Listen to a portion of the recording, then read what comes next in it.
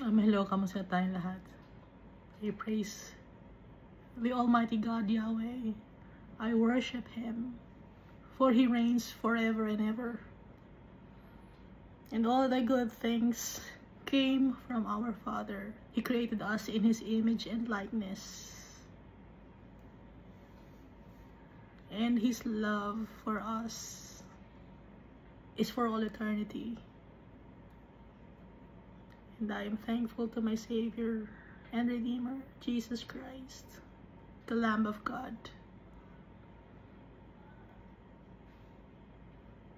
for cleansing us, for healing us, for accepting us as His friends. And I thank the Holy Spirit for always reminding us to do good deeds, for always reminding us to make right decisions in life. Every day we have to make decisions. Every day. Kahit na sa mga malilit na bagay, decisions yan. And we must seek our Father's will through the power of the Holy Spirit.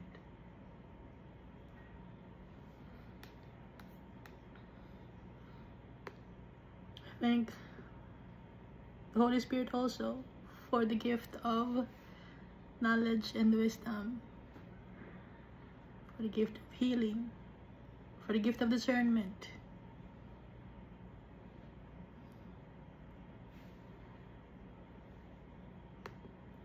and for the fruits: love, joy, peace, forbearance, kindness, gentleness, goodness, faithfulness, and self-control. So last time we finished reading 1 Kings chapter 14. So it's about the judgment on the house of Jeroboam. So Jeroboam's son Abijah was sick, and he ordered his wife to go to Ahijah the prophet to heal his son. So kanina pa rin babalik ang mga tao. Kanina pa rin humihingi ng tulong kay Almighty Father. So bakit pa tayo mag-worship? Or bakit pa tayo mag-venerate ng mga false gods kung at the end of the day, si Almighty Father pa rin ang tatawagin natin? Kaya dapat ngayon pa lang si Almighty Father na we must be faithful to Him.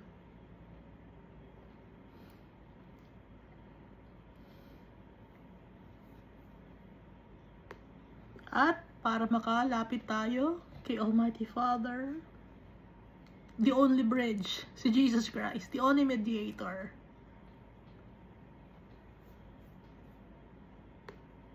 So, nung time nito sa Old Covenant, ang mediator, sino? Prophet. But, sa New Covenant, dumating na si Jesus Christ, siya na ang mediator. Siya na ang Redeemer. Siya na ang sacrifice. Lahat siya na. Si Jesus Christ. Siya na ang nagturo sa atin, teacher natin, at friend natin. We are blessed because our Father is good, and Jesus Christ, our friend, He is good. He is also our God because He forgives iniquities.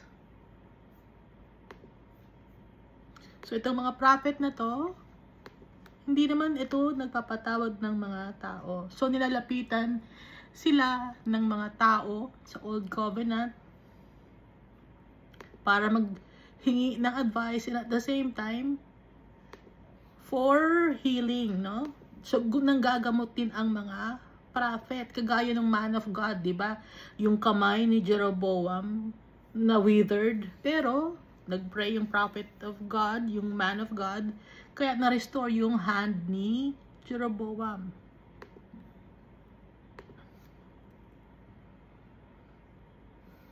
At yung mga prophet, hindi sila tumatanggap ng bayad. Ano ang tinatanggap nila? Gifts sa mga tao. Kasi hindi sila nagpapabayad. Magagalit si Almighty Father.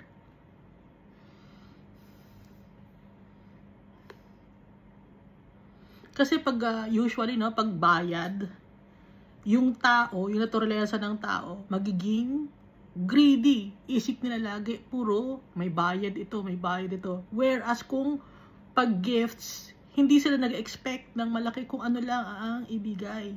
No? Kasi kung may bayad, halimbawa, king siya, tapos magbabayad, malaki ang ibabayad niya, itong si Jeroboam, dahil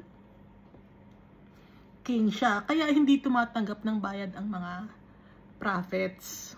Intindihan natin? Kung ano lang ang kayang ibigay, dahil kahit sa mga poor people, tumutulong ang mga prophets dito sa Old Covenant, no?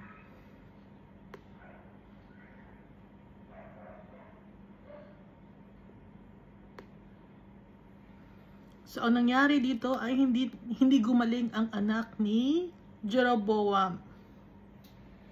At sinabi ni Almighty Father through Prophet Ahijah, natatanggalin ang kingdom kay Jeroboam, yung kingdom of Israel. Dahil si Jeroboam, he was not faithful to the Almighty God. Anong ginawa ni Jeroboam? Gumawa siya ng golden calves. 2 golden calves yun. At saka gumawa siya ng mga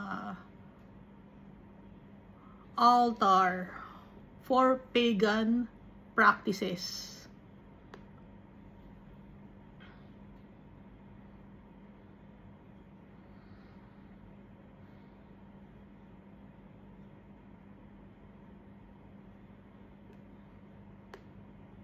At lahat ng sinasabi ni Almighty Father, nangyari, no? Through the prophet, pinapasabi niya through the prophet. Ngayon, sa New Covenant, sa Book of Revelation, nandun si Jesus Christ.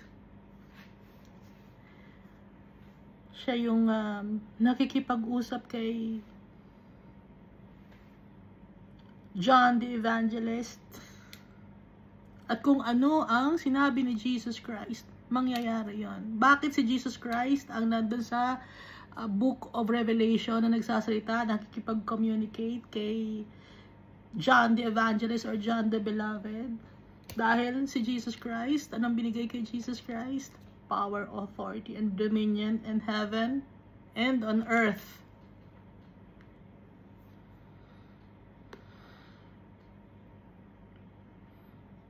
Si Jesus Christ ang magja-judge sa mga tao.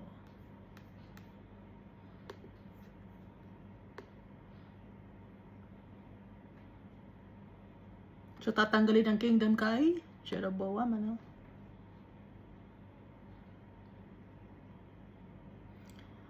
Ngayon, ang counterpart naman ni Jeroboam sa Kingdom of Judah ay si Rehoboam. Si Rehoboam, nagkasala rin siya. Anong ginawa ni Rehoboam? Ganon din, kagaya ng ginawa ni Jeroboam. Same sila. He built for themselves high places for pagan worship.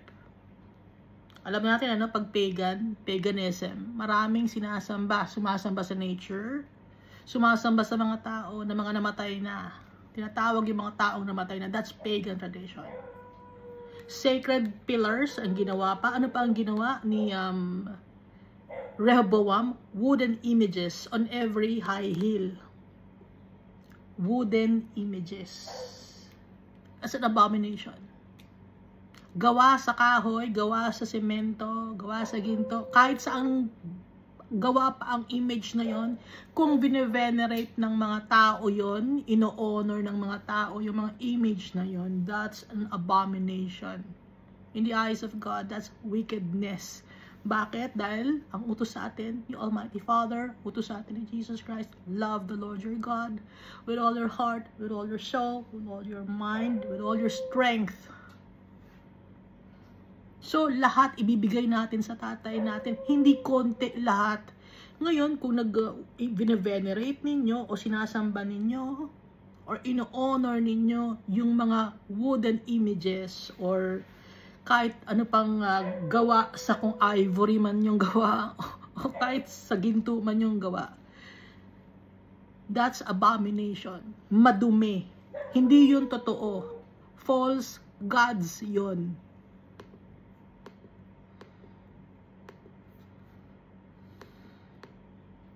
Ano pa ang inalaw ni Rehoboam? There were also perverted persons in the land. Yung mga perverted persons, they practiced sodomy. Pag sinasabing perverted, tinitwist ang katotohanan. Instead of male and female ang magko-copulate, ang ikakasal or magiging isa, nakikiisa sila sa sarili nilang gender.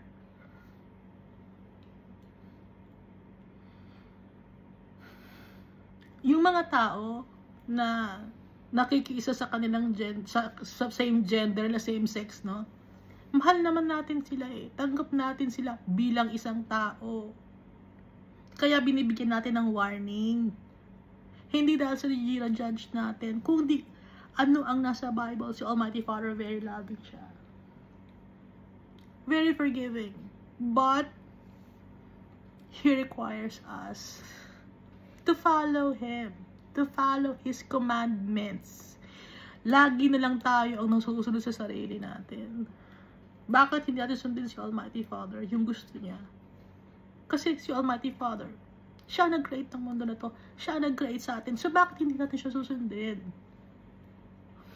Kung hindi natin sinusunod ang tatay natin, we are disobedient. Stubborn people. Wicked. Hindi tayo grateful sa binigay ng tatay natin. So, maraming mga rason ng mga tao. Hindi kasi nasaktan ako eh. Kaya naging ganito akong klaseng tao. Kaya pumapatol na ako sa kapwa gender ko, sa same sex ko. Kasi naging ito na ang normal sa akin. Yun ang nagmamahal sa akin. Bakit?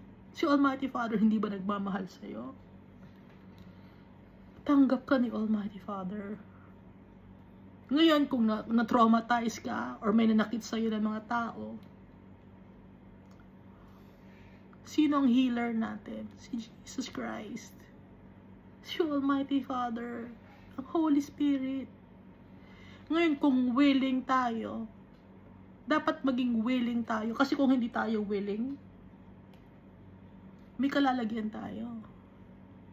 Eternal damnation.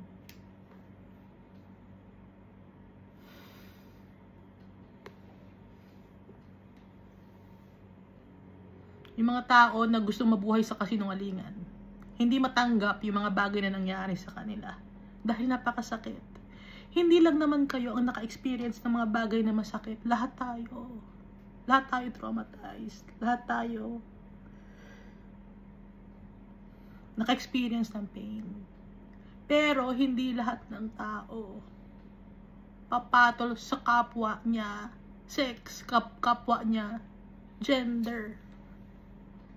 Dahil merong pang may magandang plano si Almighty Father sa atin, na magkakaroon tayo ng peace and contentment and joy. At lahat ng mga pains and sufferings na naranasan natin dito sa mundo, may heal tayo. If you only follow the words of Jesus Christ, the words of our Father. Kaya nga may Bible tayo para ipakita sa atin yung mga kasalanan ng mga tao. Para hindi natin gayahin. Pero nung ginagawa natin, ginagaya natin. Matigas ang ulo natin. Nakikita natin dito, napapahamak na sila. Pero matigas pa rin ang ulo natin. Ayaw natin buksan ang isip natin. Ayaw natin buksan yung mata natin. Ayaw natin makinig. Yung iba gusto takban ng tenga. Yung iba gusto takban ang mata. Yung iba ayaw ko makita tong si Iska. Nabibwisit ako dito. Kung ano-ano ang pinagsasabi. Hindi ko salita ito. Kay Almighty Father, itong Bible.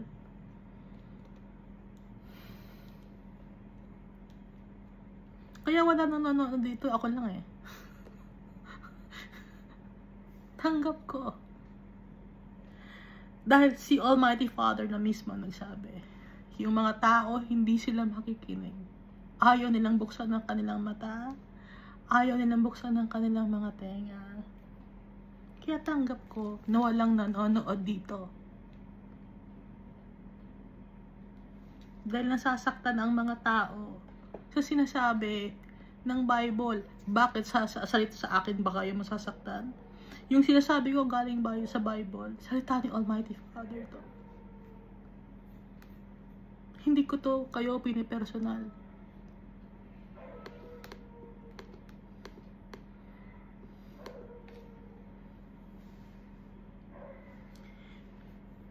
Ngayon, anong nangyari kay King Rehoboam?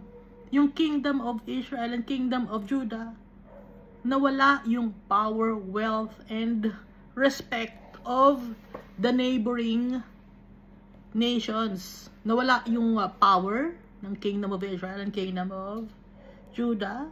Nawala yung wealth. At nawala rin ang respeto. Because of iniquities of the people. So, lahat si Almighty Father nagbe-bless, no? Bibigay sa atin lahat ng mga gusto natin ni Almighty Father. But then, if we are disobedient, tatanggalin lahat ni Almighty Father para malaman natin na siya ang Diyos, na siya ang may hawak ng lahat ng bagay.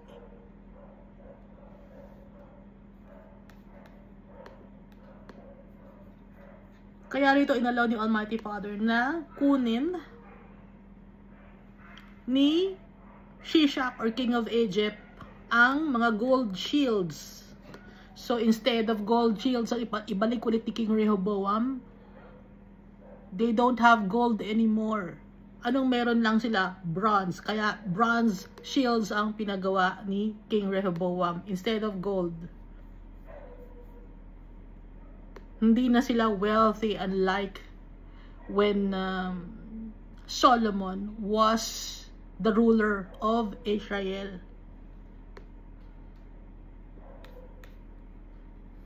At gaya ng lahat ng mga tao,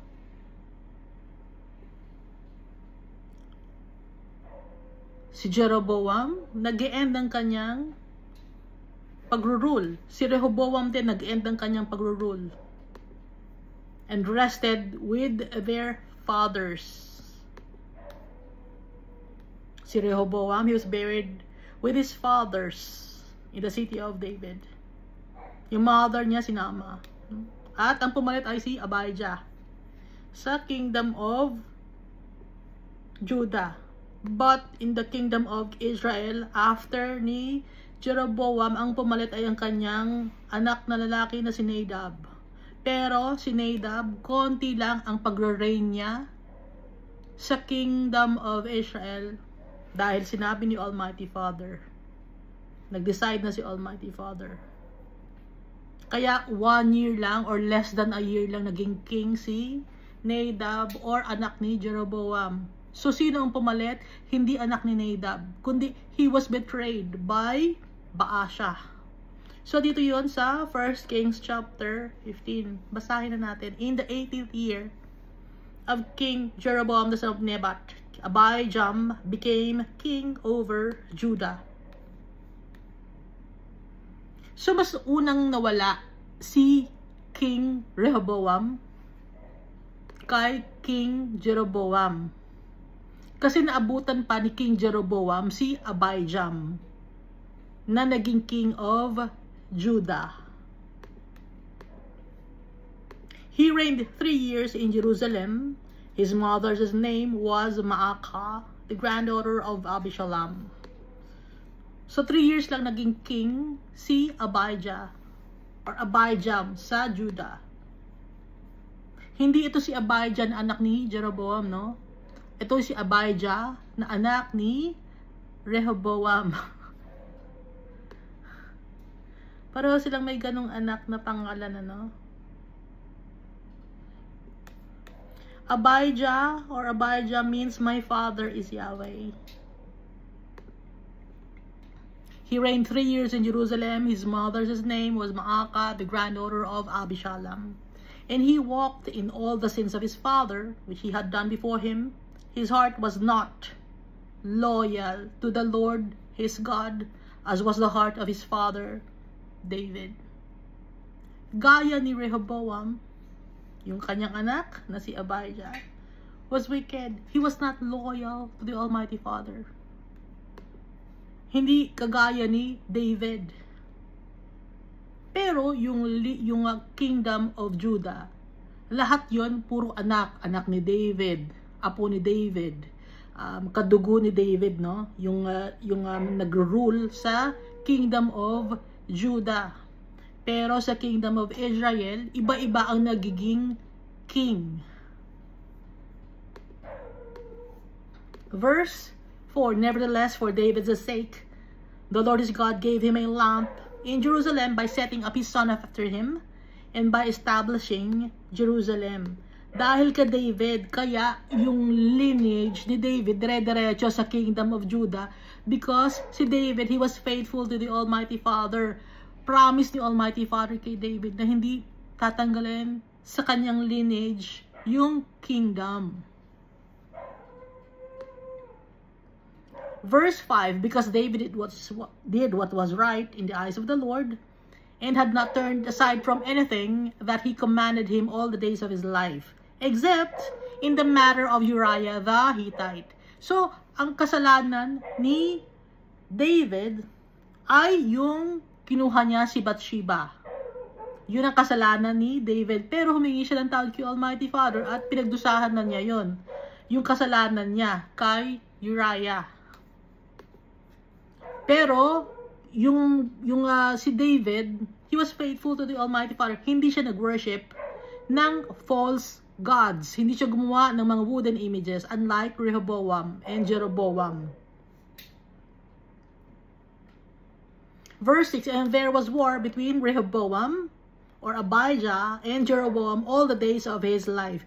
So, dahil magkalaban ng kingdom of Israel and kingdom of Judah, laging may away, laging may war. So, before ang kalaban ni David, mga Philistines, mga Ammonites, Moabites, ang mga kalaban ni David, no? Mga Amalekites, Girgazites, ang dami, di ba? Mga Hittites, ang mga kalaban ni David. Pero dito, nung nagkaroon ng kingdom, nung nahati yung kingdom, sino na magkalaban? Ang naging kalaban ay sila na, kingdom of Israel and kingdom of Judah. At paminsan-minsan, napapasingit yung Egypt, kagaya ni Shishak na kinuha ang mga golden shields na ginawa ni Solomon. Verse 7, now the rest of the acts of Abijam, and all that he did, are they not written in the book of the Chronicles of the kings of Judah? And there was war between Abijam and Jeroboam. So, laging may away, si Abijah tsaka si Jeroboam. At nakalagay itong mga to sa 1 Chronicles and 2 Chronicles. Dito din sa Bible, nakakompile.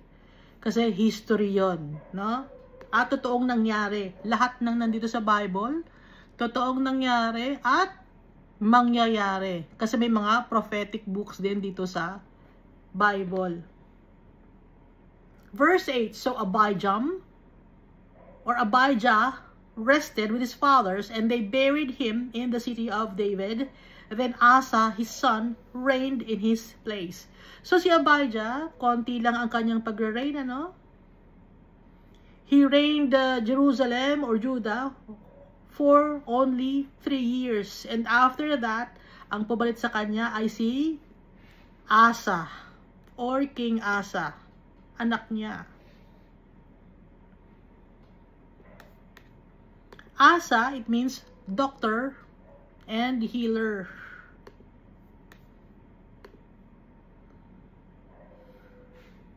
So kung i-check natin dito sa ating chart ng tungkol sa mga kings and mga prophets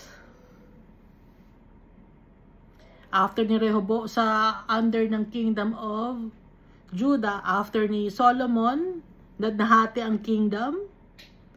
Sa Judah, ang naging king si Rehoboam, Abijah, and then si Asa. And then dito naman sa kingdom of Israel, nung nahati, si Jeroboam, si Nadab, na konting oras lang ang naging pagiging king niya, no? Less than a year ito. Ang pumalit sa kanya ay si Baasha. Si Baasha, hindi nila kadugo. Hindi anak ni Jeroboam si Baasha. Si Baasha, he betrayed Nadab. He killed Nadab. Ninakaw niya ang kingdom kay Nadab. Pero, Israelite din si Baasha. Siya ay from the tribe of Issachar. So, ang counterpart ni King Asa, si Nadab, Baasha, Ela, wala ba mata ko? Zimri, Omri. So, itong mga to, yung mga pumalit na counterpart ni King Asa sa Israel, no? Balikan natin. Verse 9 of 1 Kings chapter 15. In the 20th year of Jeroboam, king of Israel, Asa became king over Judah. So, naabutan pa ni Jeroboam si Asa. And he reigned 41 years in Jerusalem, si King Asa. Mahaba ang kanyang pagiging king. His grandmother's name was Maacah, the granddaughter of Abishalom. Asa did what was right in the eyes of the Lord. So si Asa, he obeyed the Almighty Father, as did his father David. No? He was obedient. Hindi siya wicked.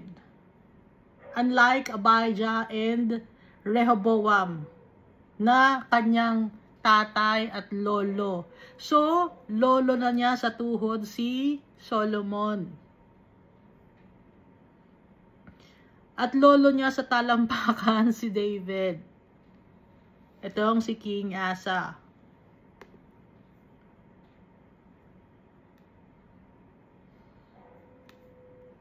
At kung gusto pa rin yung mabasa yung tungkol kay King Asa and iba pang mga kwento tungkol sa mga kings, nasa 1st and 2nd Chronicles. Balikan natin, ano? Verse 11, Asa did what was right in the eyes of the Lord, as did his father David, and he banished the perverted persons from the land, and removed all the idols that his fathers had made. Tinanggal ang mga wooden images or mga images that was carved from stones.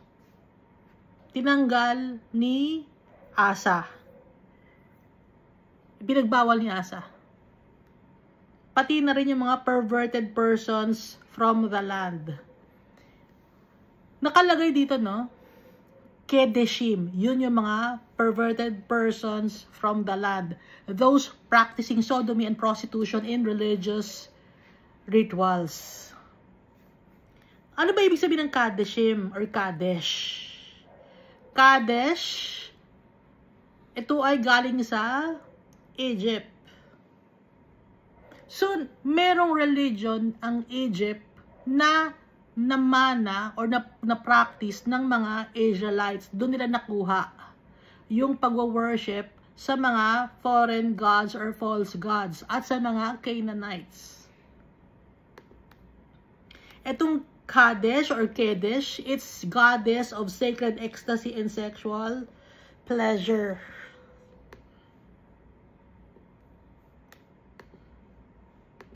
So, tinanggal ito ni King Asa. Wala nang sodomy. Wala nang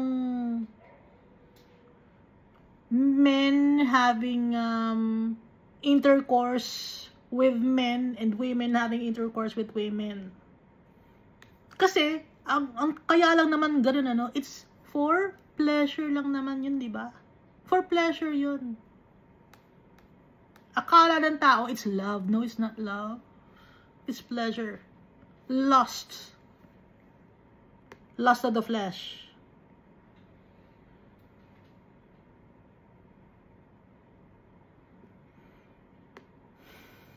Verse 13. Also, he removed Maacah, his grandmother, from being queen mother. Ngayon, yung kanyang lola na si Maacah, tinanggal niya bilang queen mother. Nagkaroon ng kasalanan si Maacah, kaya tinanggal niya bilang queen mother. Dahil di ba si King Solomon, sinong kanyang queen mother? Si Bathsheba. Ngayon, itong si Asa, ang kanyang queen mother, si Maacah. Bakit niya tinanggal si Maacah bilang queen mother? Tinanggalan niya ng pwesto. Tinanggalan niya ng role.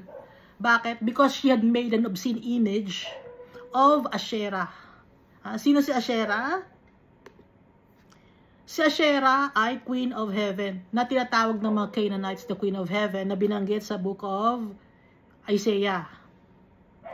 Si Asherah, also known as Asrat, Ishtar, Astarte, Ashratu, Asertu, Baalat, Elat, Elath, Kudshu, and Lady of the Sea. Meron ba kayong kilala na ngayon na wino-worship ng mga tao or bine-venerate ng mga tao na tinatawag na Lady of the Sea, or Lady of Good Voyage, or Queen of Heaven na wino-worship ng mga tao? Si Asherah yon. Hindi tanggap naman, hindi yan si Asherah, ano yan, si Mary yan, hindi si Mary yung sinasamba ninyo. Hindi si Mary ang sinasamba ninyo. At si Mary, kailangan din niya ng Savior. Basahin ninyo. My Lord and Savior. Sabi ni Mary. So, ginamit lang ang womb ni Mary. Parang,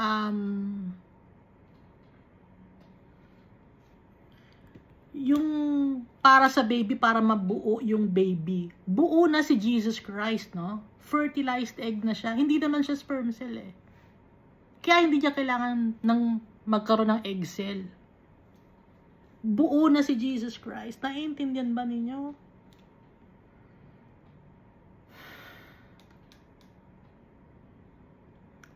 Through the power of the Holy Spirit. Will ni Almighty Father yon. Fertilized egg nilagay sa womb.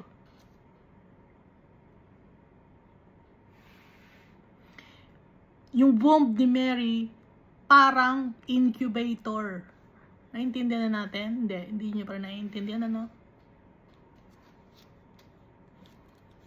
Oh, test tube baby. Alam niyo ba yung test tube baby? Di ba, outside of the womb, pinagmi-meet yung sperm cell and egg cell. Tapos pag nag-fertilize na yun, inalalagay sa womb ng babae, di ba, sa ngayon sa science. Si Almighty Father, hindi niya kailangan yon. Dahil, from the Almighty Father, hindi na kailangan ng sperm cell, hindi na kailangan ng egg cell. Fertilized egg na si Jesus Christ. Because of the power of the Almighty Father, inilagay sa womb ni Mary.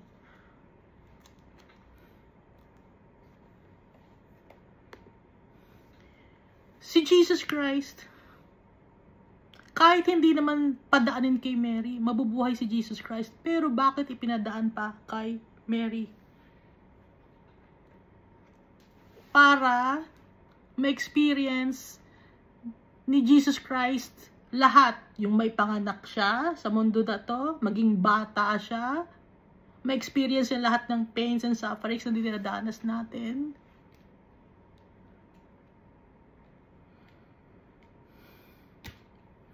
Para walang maging dahilan ang mga tao, sabihin hindi ka naman naka-experience ng na-experience namin. Lahat ng na-experience natin, na-experience si Jesus Christ. Pain and suffering. Being mocked, being persecuted by people. Abused by people. Hindi nakakain si Jesus Christ. Nagutom si Jesus Christ. When He was in this world, He was poor. Kaya wala tayong magiging dahilan para sabing hindi mo naman naramdaman Jesus na hindi ka nakakain. Naramdaman ni Jesus yan. Kaya ginamit ang womb ni Mary para malaman natin, buksan ang isip natin na pinagdaanan lahat ni Jesus. May prosesong pinagdaanan si Jesus. Naging bata siya. Lumaki siya. Naging teenager siya.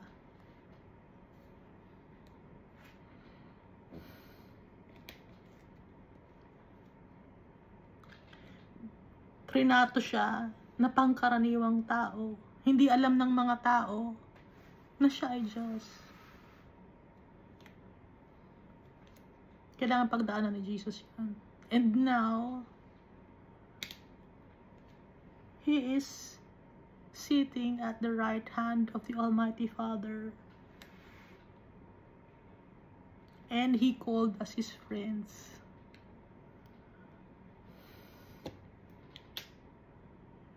Kaya ang i-worship natin, si Almighty Father, si Jesus Christ, wala nang iba pa. Dahil yung mga iba, yung tinatawag na mga false gods, mga namatay na, mga ninuno nyo, no? Ha? Namatay na yun. Yung mga tinatawag yung mga santo, namatay yun. Bakit tinatawag pa ninyo? Eh, namatay na. That's paganism. Hindi, ang paganism, polytheism. Marami kang sinasamba.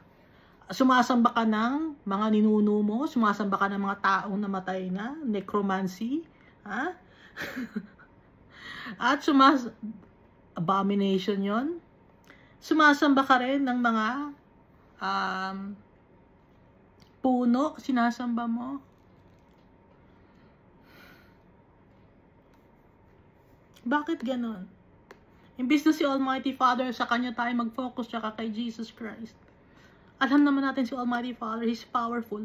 Iba pang mga tao ang tinatawag ninyo. Bakit? Sabihin ninyo, holy kasi yung tao na yun. Bakit si Almighty Father hindi ba holy? Bakit si Jesus Christ hindi ba holy?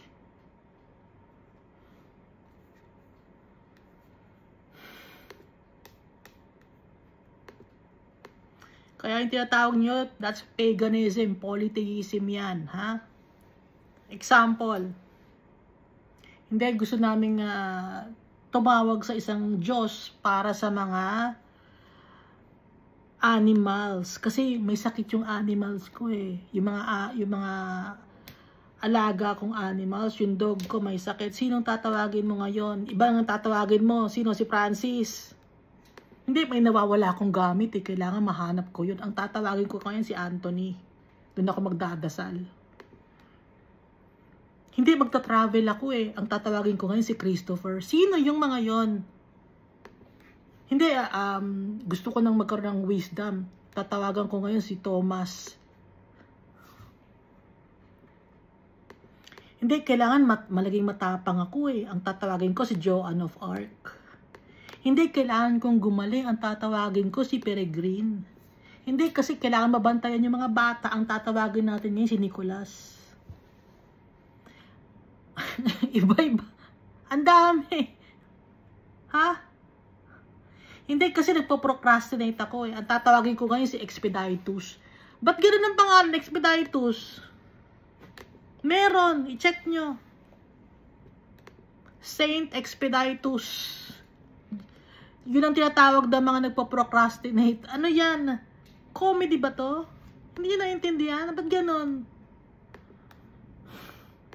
Hindi, may problema ako sa finances ko. Ang tatawagin ko si Matthew. Hindi, kailangan marami tayong huling isda at saka yung mga barko dapat maayos. Ang tatawagin ko si Peter. Bakit may specialization pa? Ha? O kung iniisa-isa ko ha, para may nakakaintindi ba ng pinagsasabi ko? Ha? Hindi niyo talaga maiintindihan ano? Yung mga farmers, ang tinatawag sino? Si Maria de la Cabeza. Sino ba ito? Si Isidore. Yung mga farmers. Sa agriculture naman, ang tinatawag nyo si Ansovinus. Tungkol naman sa earth, ang tinatawag nyo si Katekitwa. Or for good luck, ang tinatawag nyo si Kahetan. For war, si Sebastian. For artillery, si Barbara. Huwag kayong tatawa, no? Dahil yan ang mga sinasamba ninyo. Tinatawag nyo sila para humingi kayo ng guidance itong mga taong to. Si Joseph, si Francis, si Anthony, si Jude, si Peter. Yan ang mga tinatawag ninyo, di ba? Sino pang tinatawag nyo? Pag namatay yung lolo ninyo, lolo, namatay ka na lolo, sabihin mo kay Jesus. Bakit yung lolo mo pang kinukulit mo? Namamahinga na yung lolo mo.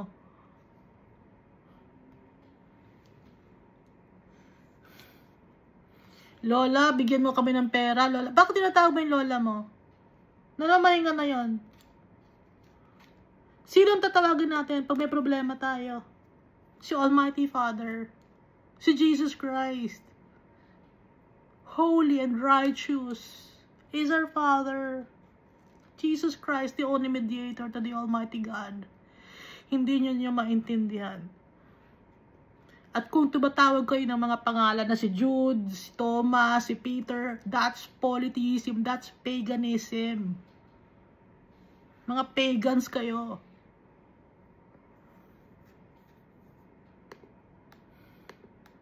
Pag tinatawag niyo yung lolo at lola ninyo,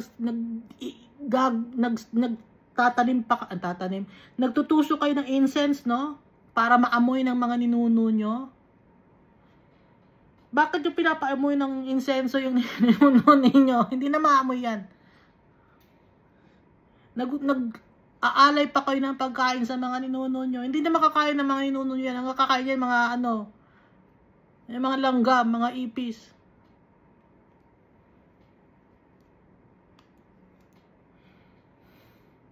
Ano pang mga paganism, ha? Hindi, kailangan meron tayong rabbit, bagwa. Kailangan natin ng dancing lion, dancing dragon, dancing tiger. Kailangan natin ng water ox, year of the snake ngayon, mga ganun, year of the dragon, year of the aardvark, year of the elephant, meron bang ganun? That's paganism. So, lahat ng mga religion, that's paganism.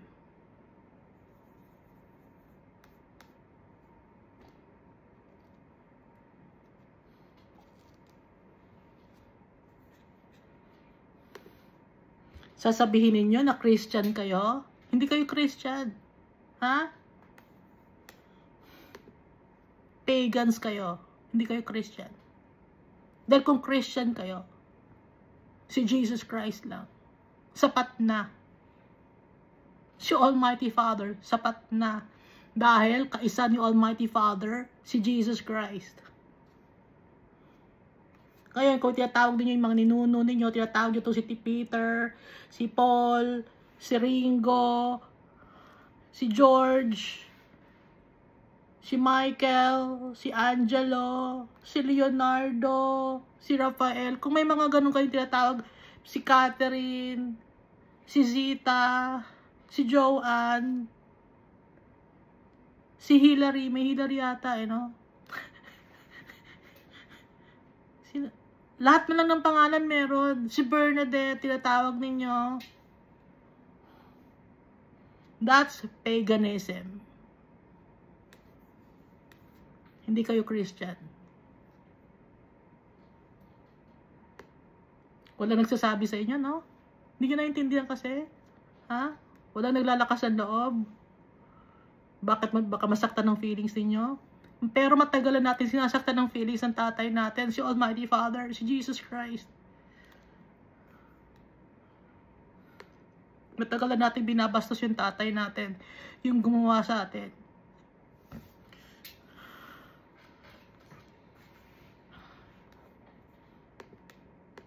Mga taong namatay na, sinasamba ninyo, bine-venerate ninyo, ino-honor ninyo. Samantalang si Jesus Christ na buhay, hindi nyo bigyan ng oras. Doon natin i-focus kay Jesus Christ, kay Almighty Father. Hindi sa ibang tao na matay na. Patay na sila. Yung mga santo, patay na sila. Hindi sila buhay. Si Jesus Christ, buhay siya. Umakyat siya sa langit na sa Book of Acts. Ang daming mga mali-maling tinuturo sa mga tao.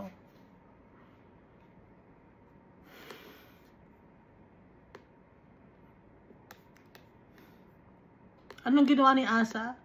Yung kasi mga natutunan ninyo ng mga ano yun, pinagsama-sama yun na ano eh, na mga traditions nung Roman Empire. Pinagsama-sama yun. Gumawa ng one world religion.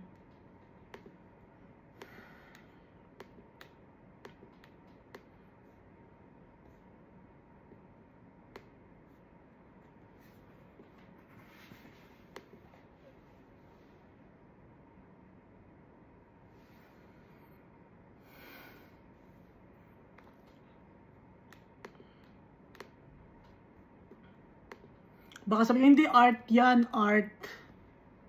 Art ba yun?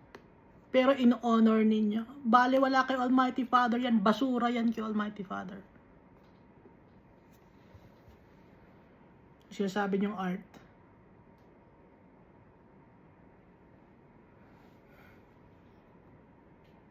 Balikan natin to, no? Sa 1 Kings chapter 15, verse 13. Also, he removed Maacah's grandmother from being queen mother because she had made an obscene image of Asherah. Na hanggang ngayon, sineselebrate niyo si Asherah, si Astarte, Ishtar, Easter. Doon galing ang word na Easter. Kaya ulitin ko, kaya may rabbit kayong daladala. Meron kayong daladalang itlog. Hindi ang konektado kay Jesus Christ. Yung rabbit, tsaka yung Easter egg. Hindi ang konektado kay Jesus. Ano yon? Fertilization yon. Fertility. Sino ba yung goddess of fertility? Ito si Asherah, Easter. Ulit-ulitin ko, hindi nyo naintindihan, ano?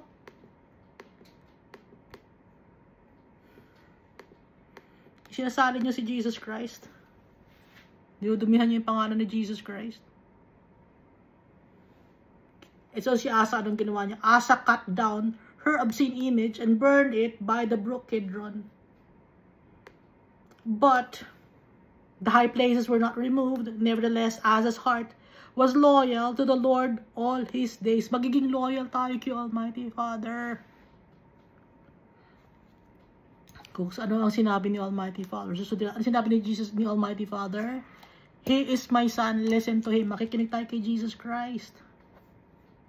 Verse 15, he also brought into the house of the Lord the things which his father had dedicated, and the things which he himself had dedicated, silver and gold and utensils. Now there was war between Asa and Baasha, king of Israel, all their days. So ang king of Israel ng time na to, si Baasha, dahil he betrayed Nadab ba yun? Si Nadab na anak ni Jeroboam. Kaya less than a year lang. Bakit binetray ni Baasha?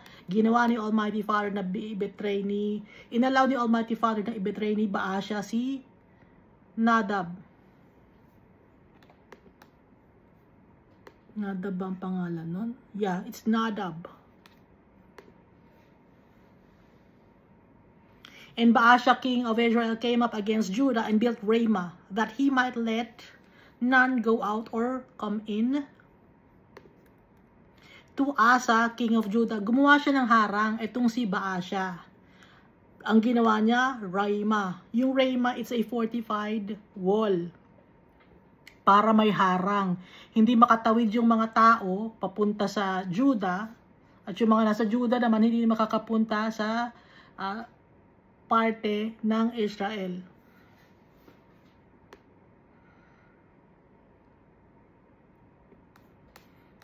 So, dinagyan ng harang ni Baasha. Verse 18. And then Asa took all the silver and gold that was left in the treasuries of the house of the Lord and the treasuries of the king's house and delivered them into the hand of his servants.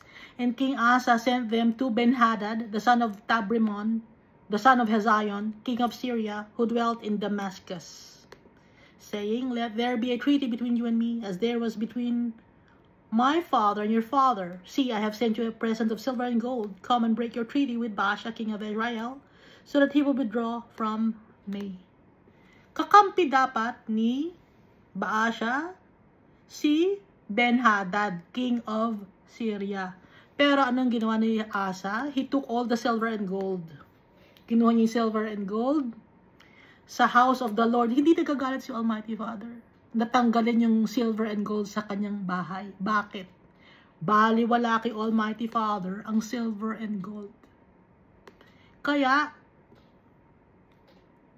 mahal ni Almighty Father si King Asa. Baliwala kay Almighty Father ang silver and gold. Ang gusto ni Almighty Father magkaroon ng peace. At saka si King Asa kasi, he was faithful to the Almighty Father. Kaya hindi magagalit si Almighty Father kung tinanggal man ang silver and gold sa house of the Lord. At ibigay kay Ben-Hadad. Nang sa ganon, maging kakampi nila si Ben-Hadad.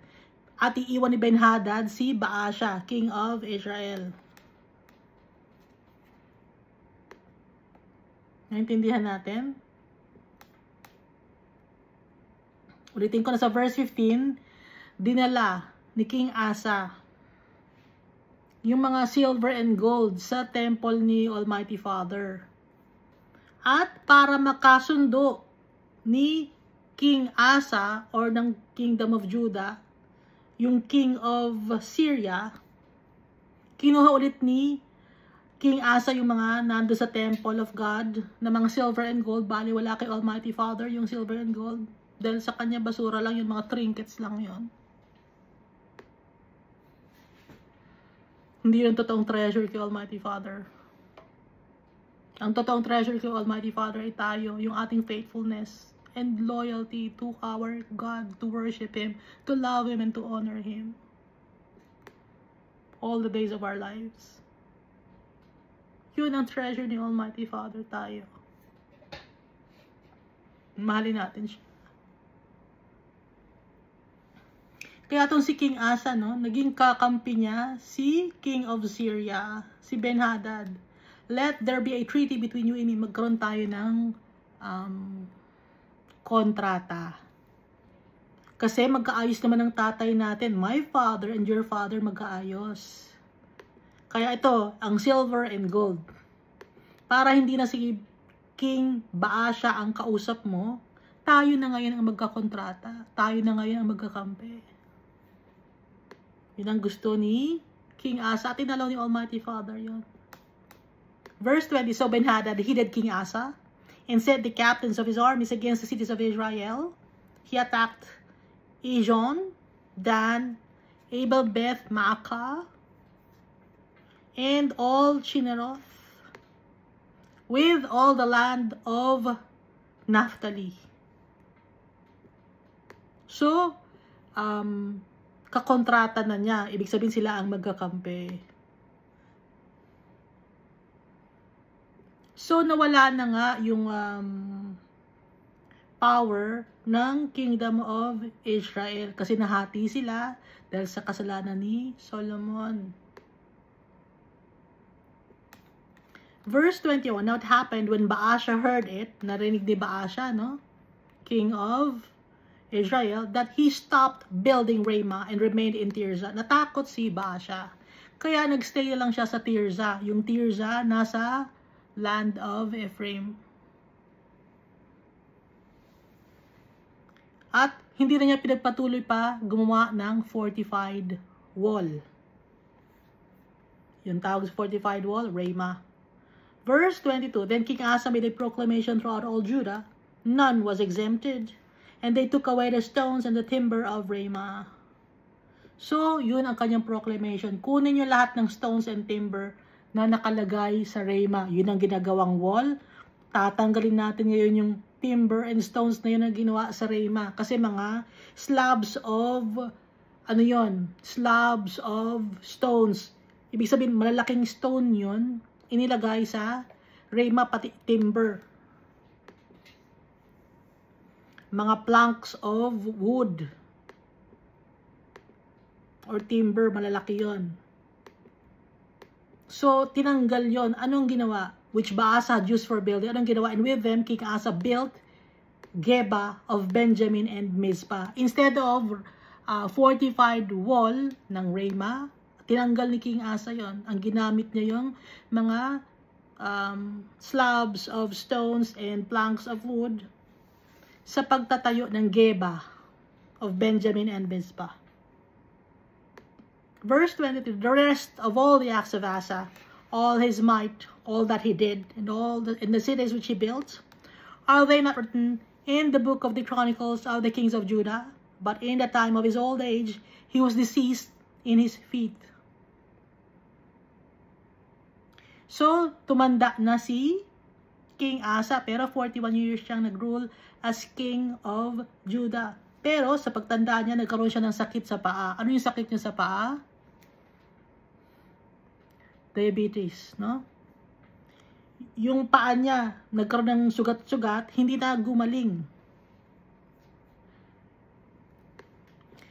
So, noon, kung anumang sugat meron tayo ngayon, or kung anong mga sakit meron tayo ngayon, yun pa rin naman yung sakit noon. Hindi lang binigyan ng pangalan, no? Ngayon lang binibigyan ng pangalan.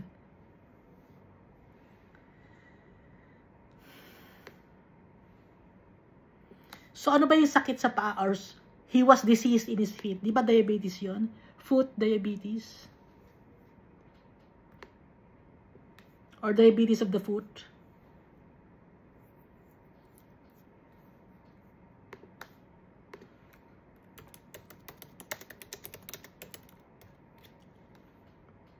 Pero kung dalawang paa, diabetes of the feet.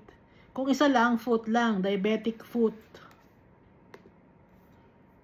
Bakit may gano'n ng sakit? Dahil sa hindi natin alam, baka mahilig sa tinapay. Itong si King Asa. Kasi nga, carbohydrates, no? Sugar yon. Tsaka yung mga grapes. Matamis yung grapes and fig fruit. Matatamis yon. Ano pa yung mga fruits? Pomegranates mayroon din yon, ano? Na sugar or fructose. Yung sugar na nakukuha sa mga fruits, fructose tawag. Yung sugar na nakukuha sa mga tinapay, carbohydrates, na?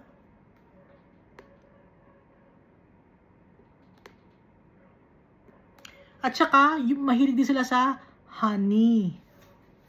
Okay? Napakatamis ng honey. Hindi ka ba magkakaroon diabetes noon? Oh. So, Asa rested with his fathers and was buried with his fathers in the city of David his father. Then, Jehoshaphat, his son, reigned in his place.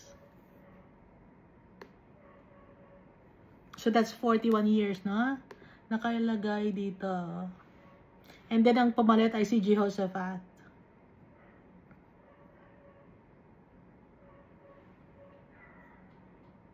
Ngayon, nung naging king na si Jehoshaphat, ang counterpart niya ngayon sa kingdom of Israel ay si Ahab and Ahaziah.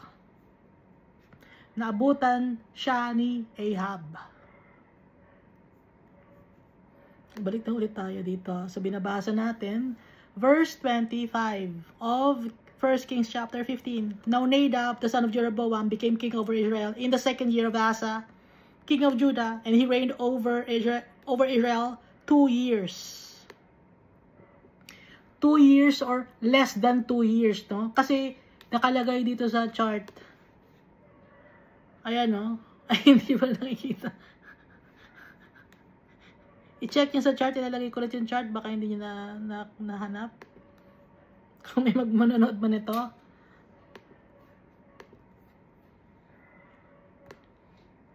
And he did evil in the sight of the Lord.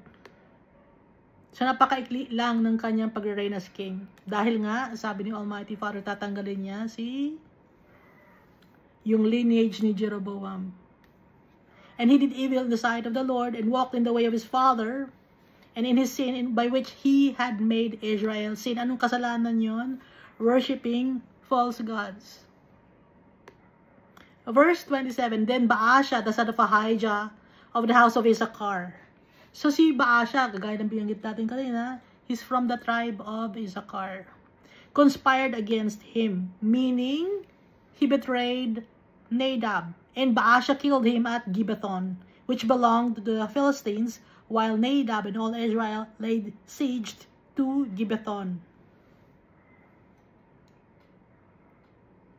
Baasha killed him in the 3rd year of Asa, king of Judah, and reigned in his place. Nung magiging 3 years na as king of Judah si Asa, pinatay ni Baasha si Nadab. Nung magti 3 years na, si king of Asa na counterpart ng ni Nadab.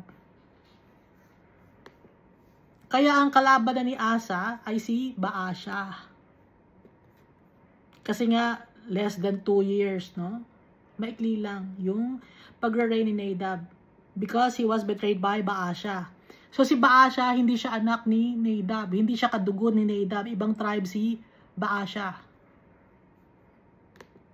And it was so when he became king that he killed all the house of Jeroboam. Lahat ng anak ni Jeroboam, pinatay ni Baasha. Lahat ng mga kaanak, gaya ng sinabi ni Almighty Father. He did not leave to Jeroboam anyone that breathed until he had destroyed him. Walang itinera. Wipe out ni Baasha yung house of Jeroboam, according to the word of the Lord which he had spoken by his servant Ahijah the Shilonite. Na makikita natin, ano? Sa 1 Kings chapter 14. Sinabi ni Almighty Father kay Ahijah, i-relay kay Jeroboam na natatanggalin ang house of Jeroboam. So, yung mga sinasabi ni Almighty Father, ginagawa niya.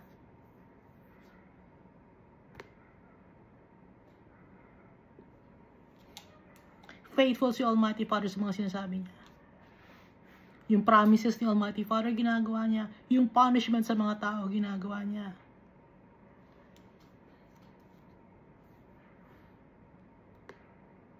Verse 30, because of the sins of Jeroboam which he had sinned, and by which he had made Israel sin, because of his provocation with which he had provoked the Lord God of Israel to anger. Paano nagalit si Almighty Father? Because of the false gods.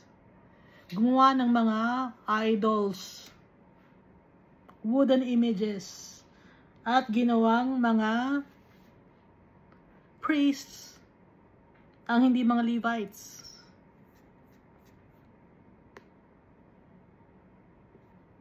Binigyan na ni Almighty Father ng chance si Jeroboam. Pero, he was disobedient. So tayo, binibigyan tayo ni Almighty Father ng chance. Lahat tayo. Meron tayong free will. Lahat tayo, we have to make decisions in life.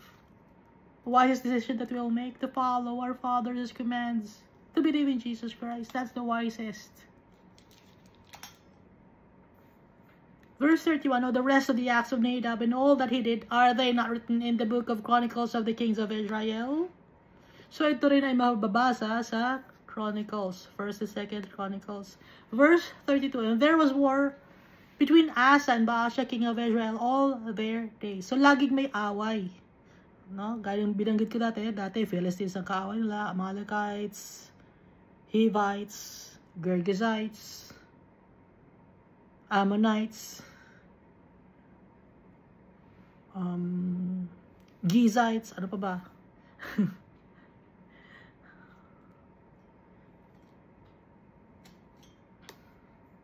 So, lagi na lang nag-aaway ang Israel and Judah.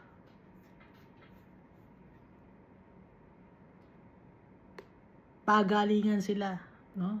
Kasi takot yung mga taga-Israel na yung king ng Israel na papanig or lumipat yung mga tao sa kingdom of Judah.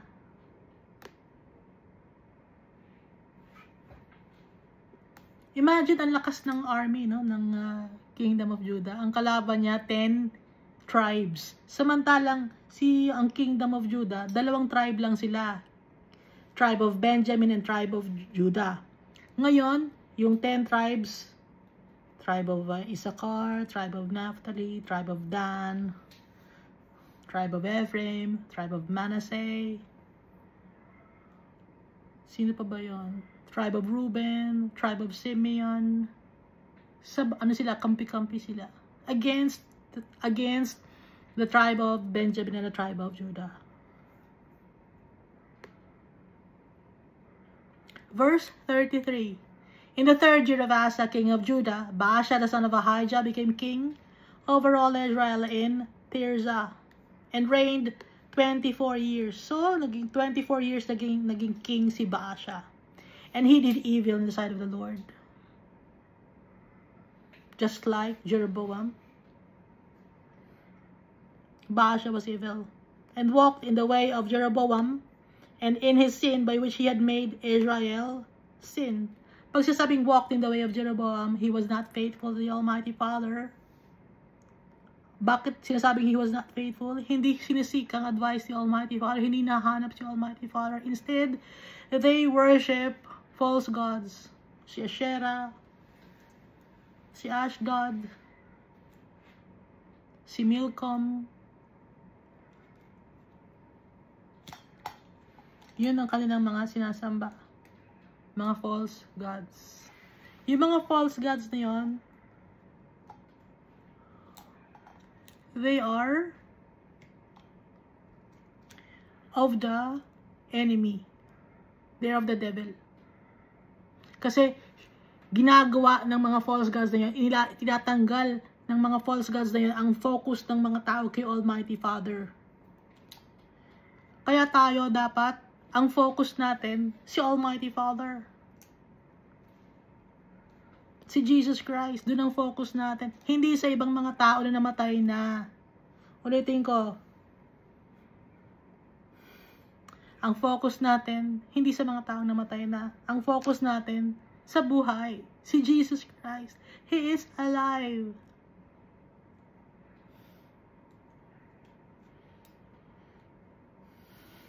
Kilala tayo ni Jesus Christ. May record tayo sa Kanya.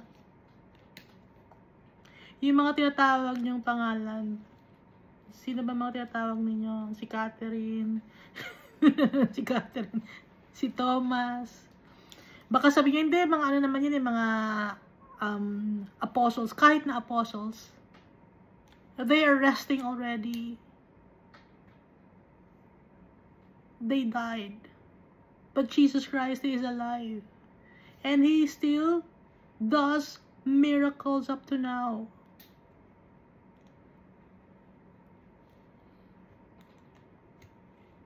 Trust our Father. Trust in Jesus Christ.